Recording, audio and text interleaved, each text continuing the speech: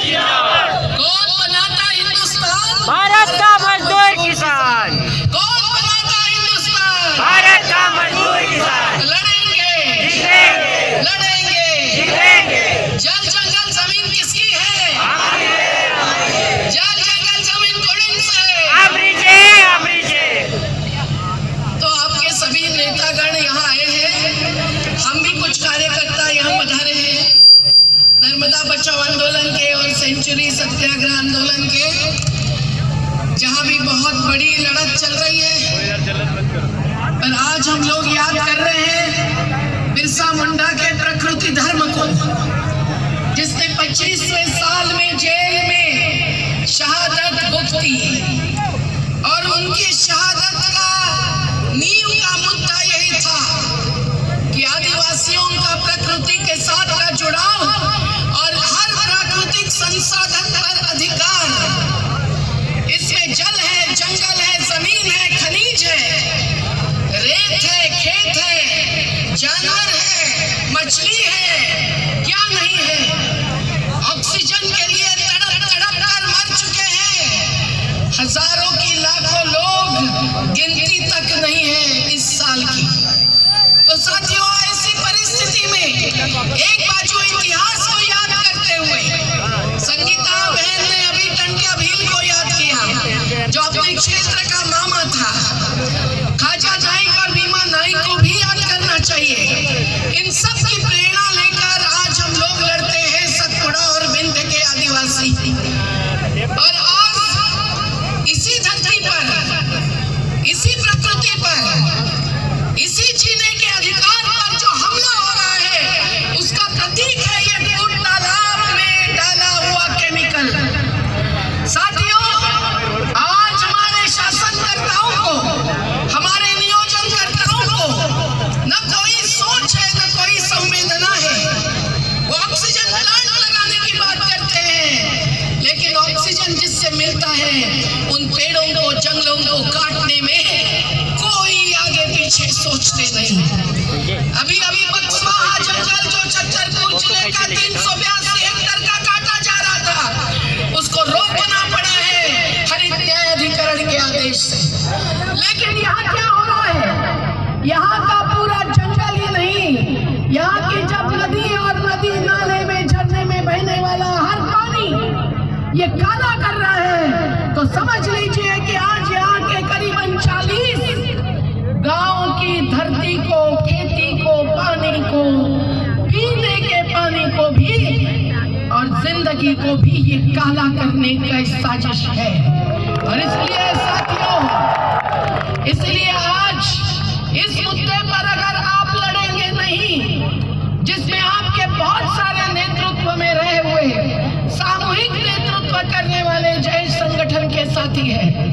देख रही हूँ कि महेंद्र भाई के साथ रितेश भाई, मुकेश भाई अलीराजपुर में जो हमारे साथ खड़े हुए हैं, वो भी पधारे हैं। यहाँ के कटारा जी, यहाँ के रंजीत भाई मकवाना और सभी जो हमारे साथ आयुक्त के पास पहुंचे थे, वो सभी और युवा साथी खास करके हम आप सबको समाप्त करते हैं।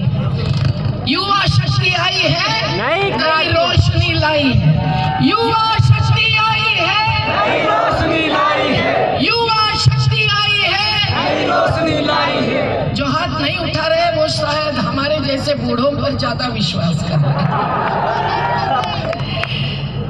तो मैं चढ़ रही थी तो किसी ने कहा, अरे इस उम्र में भी चढ़ रही है।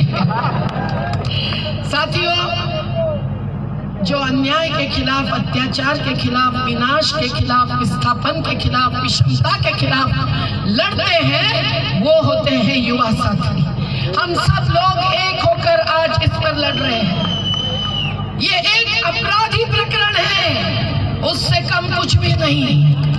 और कौन सा अपराध है? ये हत्या का अपराध है, उससे कुछ भी कम नहीं है।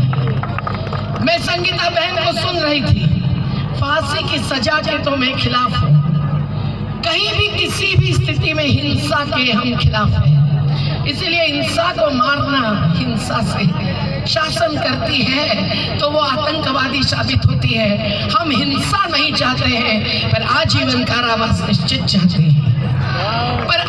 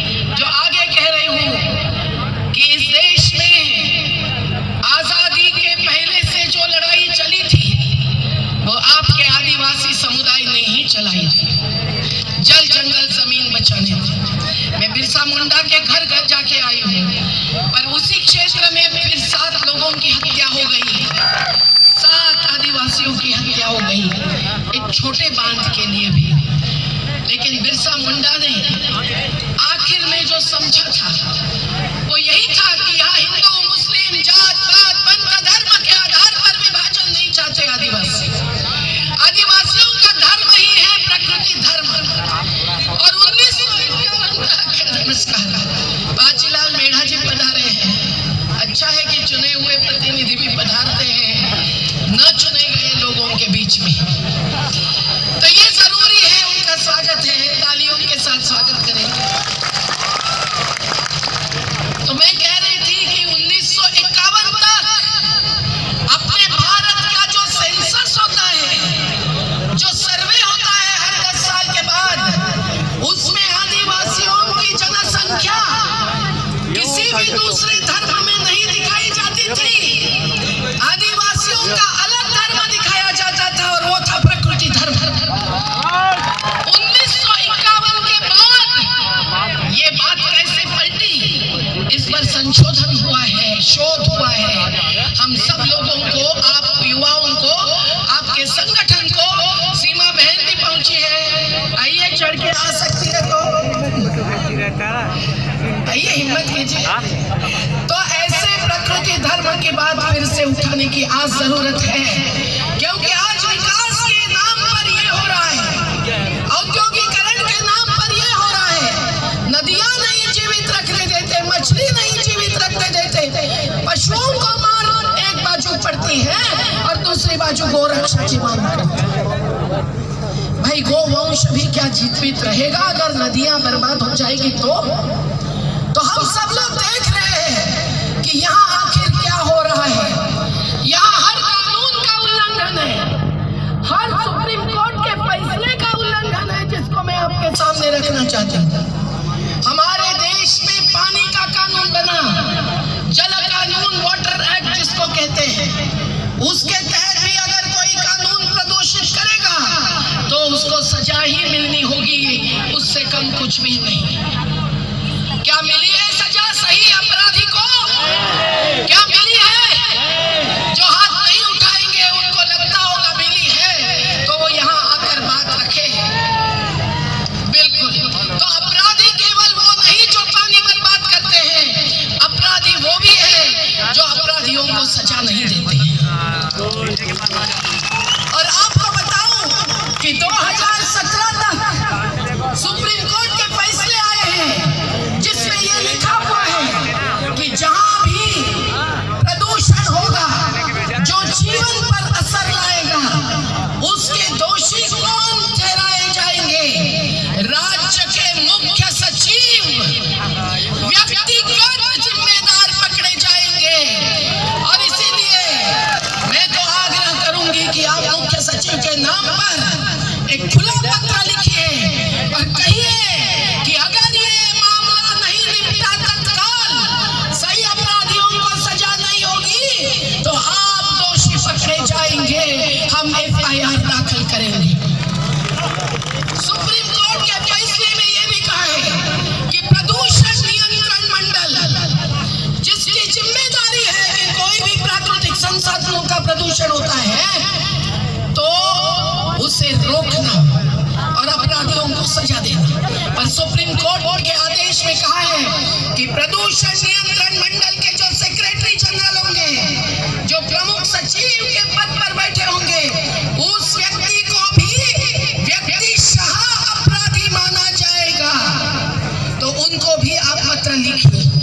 वो एक टीम यहाँ लेकर आए थे, यहाँ देख के गए, लेकिन कितनी गहरी जांच हुई, इस जमीन को खोद खोद कर तो कोई नीचे तक देखा नहीं जा सकता। आज तक एक छोटा सा गड्ढा बनाया और बताया कि हम इसको निपटेंगे, लेकिन ये नहीं हुआ है। हम ये भी देख रहे हैं।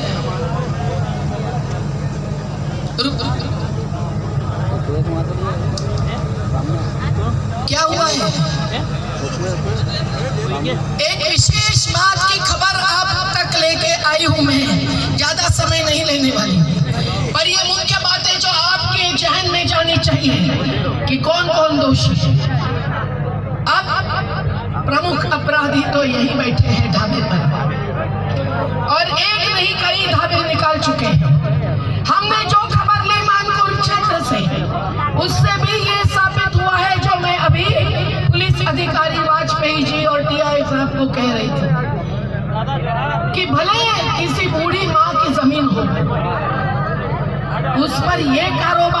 ने किया? उसी ने किया जिसने एक एक डंपर पर 30 से 40 हजार रुपए लिए हैं। तो क्या उसके ट्रक ड्राइवर कालू नाम के वो दोषी है कि प्रकाश राठौड़ दोषी है? इस कारण को जवाब देने की जरूरत है। साथियों, ये अपराध पोल्यूशन कंट्रोल बोर्ड के रिपोर्ट में नहीं दाखिल होगा। वो गोलमाल रिपोर्ट देते हैं, क्योंकि pollution control board political control board होता है। ये बात आप समझिए। नागदा की इंडस्ट्रियल एस्टेट का, आदित्य बिरला की इंडस्ट्री हो कि लैंडसेक्स की हो, इसका नतीजा शहरवासी पढ़े लिखे लोग हवा का प्रदूषण, पानी का प्रदूषण भुगत रहे हैं। लेकिन क्योंकि यहाँ आपके जैसे जुझारू आदिवासी नहीं है, संगठित शक्ति नहीं है, इसलिए इतना समय निकल गया है। पर हम आपको सलाम करते हैं कि आप जल्दी से जल्दी, कुछ थोड़ी सी देर हुई होगी, महीने 2 महीने की, लेकिन आखिर आप यहाँ पहुंचे हैं। आपकी ये संख्या, आपकी आवाज, आपकी ताकत और आपका संकल्प एक प्रकार से चेतावनी देने वाली बात है। जो शासन प्रशासन अगर आज नहीं समझे, आज नहीं ध्यान में ले, तो निश्चित रूप से आपको और आगे बढ़ने के सिवाय दूसरा रास्ता नहीं रहेगा जिसमें हम भी आपके साथ ही रहेंगे। साथियों, उस दिन हम लोग काली किराए गांव में एकत्रित हुए। 1 जून से बहता हुआ पानी कुछ जानवरों की जान ले चुका है। गोवंश को तो गौशाला में रखा जाता है, पर अभी मैंने मानवशाला कहीं नहीं देखी है जिसमें इंसानों को भी रखा जाएगा और पाला पोसा जाएगा। लॉकडाउन के ग्रस्त है, विकास के नाम पर विस्थापन के ग्रस्त है। जो विनाश नदियों का, समुद्र का, भूमि का, खेती का हो रहा है, वो ग्रस्त है। और कंपनियां अंबानी अडानी जैसी लॉकडाउन में भी करोड़ों रुपयों का मुनाफा कमाती है। अब ध्यान में रखो कि एक दिन का अडानी का उत्पन्न कितना है? 384 करोड़ एक दिन का। और मुकेश अंबानी का 1085 करोड़ हर रोज की आय है। ऐसी स्थिति में ये कंपनी विरुद्ध हमारे गांववासी इस लड़त में कितनी ताकत, कितनी हिम्मत और कितनी तैयारी चाहिए, ये मुझे कहने की जरूरत नहीं। कई सारे नेतागण भी इस पक्ष के हो, पार्टी के हो, उस पार्टी को डरते हैं कंपनी के खिलाफ आवाज उठाने के लिए। पर हमारे किसान, जिस संयुक्त किसान मोर्चा की तरफ से भी मैं आपका समर्थन करने आई हूँ, हमारे संयुक्त किसान मोर्चा की कमेटी, हमारे किसान पंजाब, हरियाणा, उत्तर प्रदेश, उत्तराखंड, राजस्थान के साथ साथ मध्य प्रदेश के भी, महाराष्ट्र के भी, दिल्ली बॉर्डर पर जो बैठे हैं, वो कंपनियों के डरते नहीं है, कंपनियों को डराते हैं। आज यहाँ यही स्थिति है। आपको समझना चाहिए कि पीथमपुर इंडस्ट्रियल एस्टेट और नागदा इंडस्ट्रियल एस्टेट एक जगह क्या नाट्य चल रहा है। एक बाजू मिल्स बंद करते हैं मनमानी से, जैसे सेंचुरी की तो लड़त करके 3.5 सालों से मिल बंद होते हुए हमने वेतन तो ले ही लिया, हर महीने 2 करोड़ श्रमिकों के लिए। अब फिर नया नाट्य वहां शुरू है। वो 13 जुलाई तक VRS ले लो, 3-5 लाख रुपए और चले जाओ, ये धमकी देने वाली नोटिस लगा चुके हैं। तो संघर्ष जारी है। अभी महाराष्ट्र, मुंबई में जाकर परसों गिरफ्तारी देकर ही हम यहाँ पहुंचे हैं साथियों। लेकिन दूसरी बाजू ये इंडस्ट्रीज हमारे जीने के आधारों पर जो हल्ला कर रही है, वो हमला भी उतनी ही बर्बादी, उतनी ही बेरोजगारी, उतनी ही बेघरबारी लाने वाला है। मुझे याद है कि हम मली गांव में गए तो थावरी बाई ने हमको क्या दिखाया, अभी मैंने लाया नहीं, लेकिन मैं क्या लेके आई हूँ, थावरी बाई को धन्यवाद देते हुए ये आपको बताने वाली हूँ।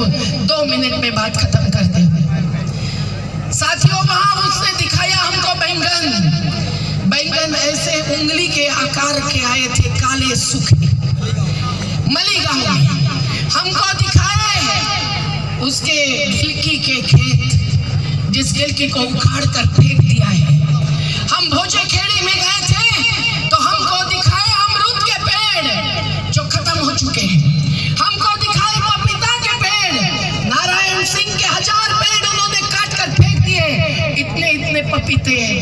निकलने के बाद, और जानवर वहां मर रहे हैं गौशाला में भी। नाट्य तो बहुत होता है गौ रक्षा का, लेकिन प्रकृति रक्षा नहीं मानते हैं तो गौ रक्षा क्या होने वाली है। तो आप समझिए कि ये अभी सब जगह मध्य प्रदेश को घेरने वाला मुद्दा है। और इसीलिए उस मली गांव से जो पानी में लेके गई थी उसकी परीक्षा करते हुए धन्य कि आज सुबह मेरे हाथ में ये रिपोर्ट आ गई है।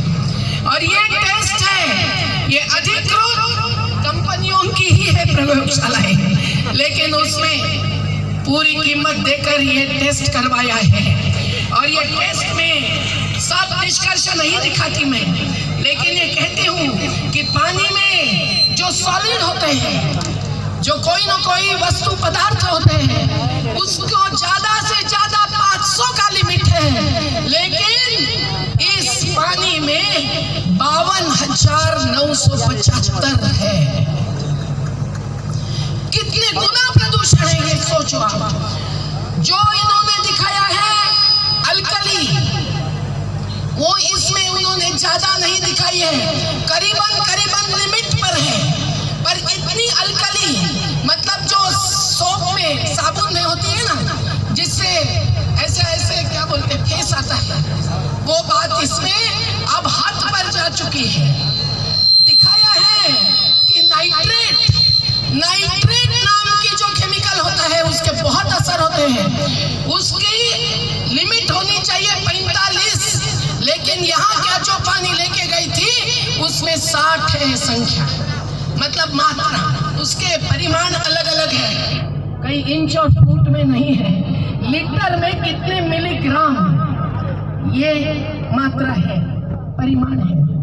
जो नाइट्राइट होते हैं उसकी मात्रा ज्यादा से ज्यादा हो सकती है 2 मिलीग्राम, लेकिन इसमें है 6.86। जो जिंक नाम का मेटल होता है उसकी मात्रा 5 होनी चाहिए, ये 6 से आगे बढ़ चुकी है। और अमोनिया वायु आप मानते हैं ना, विषारी होता है, उसकी मात्रा होनी चाहिए 6, यहाँ है 7.5। ज्यादा से ज्यादा जो लिमिट होना चाहिए उसके आगे पहुंच चुकी है यात्रा। और इसीलिए इसका नतीजा यहाँ लिखा है कि ये पानी पीने के लिए लायक नहीं है। साथियों सोचिए, आज यहाँ केवल पशुओं पर नहीं, पंखियों पर नहीं, यहाँ के जंगल पर नहीं, ये मानपुर घाट से नीचे निकली हुई अजनार नदी जो यहाँ से शुद्ध पानी लेकर आती है, उसको इंसान नहीं शैतान काली करके आगे भेज रहे हैं। और ये अजनार कारम पर जा चुकी है, कारम से आगे नर्मदा किनारे जा चुकी है। धर्मपुरी तहसील के सिसोदिया गांव में आज वहां भी ट्यूबवेल का पानी अगर काला लाल निकल रहा है तो पूरी प्रदूषित होगी नर्मदा भी। आज नर्मदा घाटी इसके बारे में जागी नहीं है, अब जागरूक हो गई है कि सरदार सरोवर बना, लेकिन यह अवैध रेत खनन से नदी तो खत्म हुई है। अब पानी भरो की मांग करनी पड़ी है, जबकि पानी भरते हुए हमें जल सत्याग्रह करना पड़ा था। तो नदी गायब तो हो ही रही है। और इतने कम पानी में जब ये पानी जा रहा है तो ये पानी महाराष्ट्र और गुजरात तक के अपने आदिवासियों को, अपने खेतिहरों को, मछुआरों को, जंगलवासियों को और उनके पूरे जीने के अधिकारों को, आधार को खत्म करने वाला है। साथियों, अभी मैं ये पत्रकारों के हाथ में दे रही हूँ, पर पुलिसों के हाथ में अभी नहीं दूंगी, क्योंकि पुलिस थाने की ये जिम्मेदारी है। पर उन्होंने अभी कहा है कि मेरे व्हाट्सएप पर FIR की कॉपी दाखिल की है, तो मैं अभी देखूंगी कि इसमें क्या आया है और उसमें किसके नाम है और कौन सी धाराएं लगी है। और फिर आप लोग जब थाने को भी ठिकाने पर लाएंगे तो आपको मैं सलाम करूंगी। जरूरी है साथियों, आज इस पानी को रोको, नहीं तो प्रशासन की कुर्सी छोड़ो, ये कहना भी जरूरी है। तो मैं आपकी ताकत को सलाम करती हूँ, थोड़ा ज़्यादा समय लिया इसलिए माफ़ी मांगती हूँ। और यही कहती हूँ कि अगली बार इस बाजू भाई होने चाहिए और इस बाजू पूरी बहनें होनी चाहिए। युवा शक्ति के साथ साथ महिला शक्ति जुड़ेगी तभी आप कोई भी आंदोलन जीत पाएंगे। क्यों संगीता बहन, सीमा बहन, सही है कि नहीं? तो अगली बार आप और हम 3-4 लोग नहीं आएंगे, हमारी महिला शक्ति आई। इसके लिए भाइयों में जरा नारा देना चाहिए, नारी के सहभाग बिना